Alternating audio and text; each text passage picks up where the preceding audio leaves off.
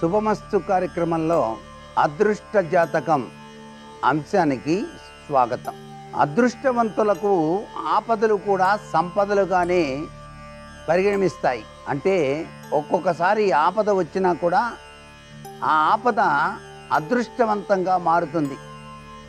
దీనికి తార్కాణం మహాభారతంలో భీముని కథ అందరికీ తెలిసిందే. అయితే ఈ మానవ జీవితంలో అదృష్టం కలగడానికి ఎటువంటి విధి విధానాలు పాటించాలి? మానవునికి భగవంతుడు ఇచ్చిన వరం ఏంటి అని ఆలోచన చేస్తే అదృష్ట జాతకులుగా మారడానికి ప్రతి ఒక్కరూ చేయవలసిన ముఖ్యమైన పని సూర్య ఉపాసన. సూర్య భగవాన్ని ఆరాధన చేసేటువంటి వారికి ఆరోగ్యం తప్పనిసరిగా వస్తుంది. అంతేకాదు గృహాన్ని నిర్మాణం చేసిన సూర్యకిరణాలు ఇంటిలోనికి పడేటట్టుగా గృహ నిర్మాణం చేస్తే అదృష్టం వరిస్తుంది. ఇక్కడ కిరణపుంజాల యొక్క ప్రభావం తెలుస్తోంది.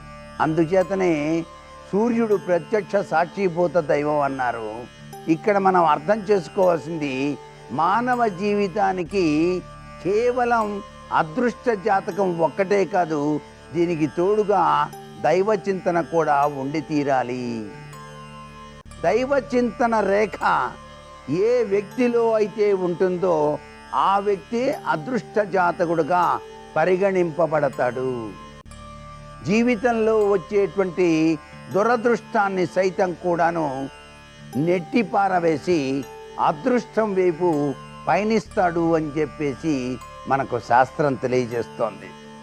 అందుకనే ధనయోగ రేఖ అని చెప్పేసి అరచేతిలో ప్రతి వాళ్ళు అడిగేటువంటి ముఖ్య విషయం, అసలు ధనరేఖ ఉందా నాకు అంటారు. ధనరేఖ యొక్క గొప్ప విషయాన్ని గురించి ప్రతి వాళ్ళు కూడాను అవగాహన చేసుకోవాలి. అరచెయ్యి యొక్క అడుగు భాగం నుంచి ప్రారంభమై శని స్థానం వరకు గనక ఉన్నట్లయితే ఇట్లా సరాసరి రేఖ శని స్థానం వరకు ఒకే గీత గనక ఉంటే అదృష్ట రేఖ అంటారు దాన్ని. ఈ అదృష్ట రేఖ ఎవరికైతే ఉంటుందో వాళ్ళు గొప్ప అదృష్టవంతులు అవుతారు. అయితే ఈ రేఖ జర్రిపోతులా మాత్రం ఉండకూడదు. జర్రిపోతంటే లావుగా నల్లగా ఉంటే చాలా దురదృష్టం.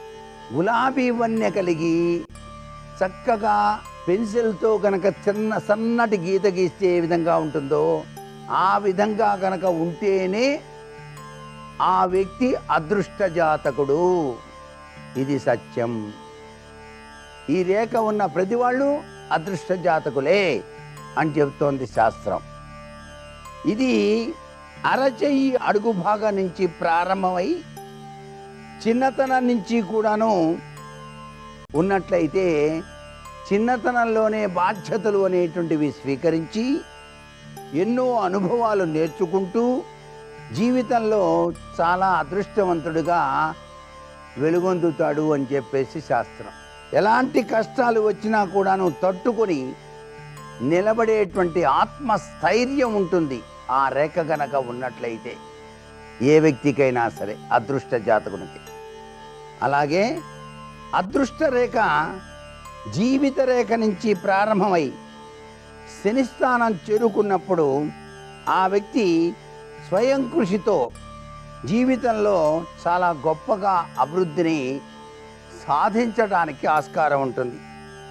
ఇతరులపై ఆధారపడవలసిన అవసరం లేకుండానే గడుపుతాడు. స్వంత నిర్ణయాలన్నీ కూడా ఆయనే తీసుకుంటాడు. విజయాన్ని సాధిస్తాడు. ఓటమి అనేటువంటిది ఉండదు. ఓటమి లేకుండా విజయసిద్ధిని సాధించేటువంటి లక్షణం ఉంటుందన్నమాట.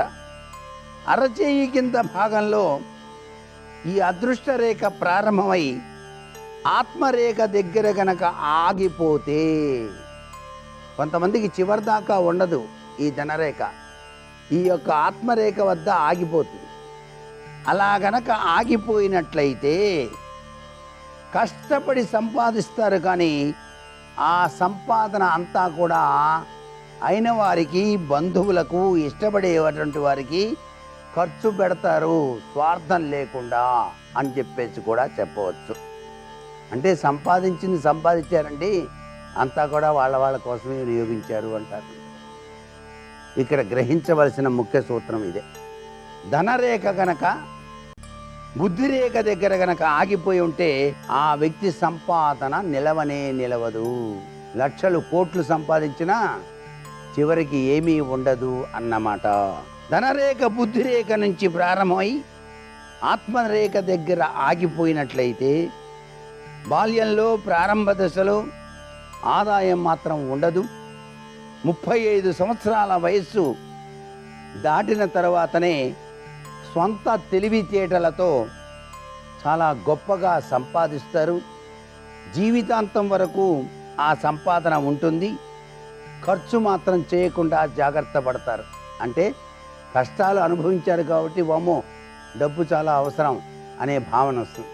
కష్టపడి సంపాదించిన వ్యక్తికే డబ్బు విలువ తెలుస్తుంది అంటూ ఉంటారు సామెత. ఇక్కడ ఈ రేఖ ఆ తత్వాన్ని సూచిస్తుందన్నమాట. ఈ రేఖ తత్వమే అది. అందుకని బుద్ధిరేఖ నుంచి ప్రారంభమై ఆత్మరేఖ వైపు పయనిస్తే ధనరేఖ, వాళ్ళు బాల్యంలో కష్టపడతారు. 35 సంవత్సరాల తర్వాత చాలా గొప్పవాళ్ళుగా మారటానికి ఆస్కారం ఉంటుంది.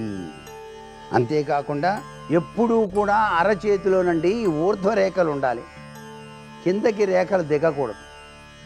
ఊర్ధ్వంగా పయనిస్తున్నట్టు ఉంటేనే గౌరవం పెరుగుతుంది, ఆదాయం మెండుగా ఉంటుంది, పలుకుబడి పెరుగుతుంది, ఏ పని చేసినా అదృష్టం వస్తుంది అంటోంది శాస్త్రం.